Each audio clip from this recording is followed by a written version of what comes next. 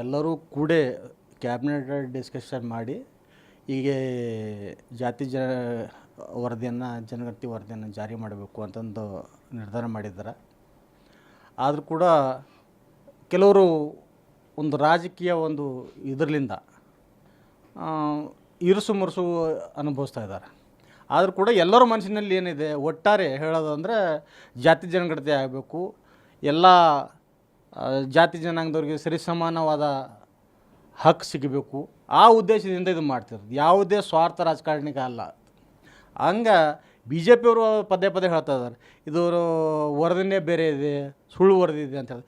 ವರದಿ ಇರೋದು ಒಂದೇ, ಅದು ಎಕ್ಸೆಪ್ಟ್ ಮಾಡಿದ್ದಾರೆ. ಈಗ ಈ ಕ್ಯಾಬಿನೆಟಿಗೆ ಅದೆಲ್ಲ ಚರ್ಚೆ ಆದ ನಂತರ ಅದು ಜಾರಿ ಆಗಬೇಕು ಅನ್ನೋದು ನಮ್ಮ ಮುಖ್ಯಮಂತ್ರಿಗಳ ಡಿ ಕೆ ಶಿವಕುಮಾರ್ ಅವರದ ಹಾಗೂ ಸಿದ್ದರಾಮಯ್ಯ ಅವ್ರದ್ದು ಕನಸಿದೆ. ಹಾಗೆ ಎಲ್ಲ ಸಚಿವ ಸಂಪುಟದವರು ಒಗ್ಗೂಡಿ ಈ ಜಾತಿ ಜನಗಣತಿನ ಜಾರಿ ಮಾಡ್ತಾರೆ.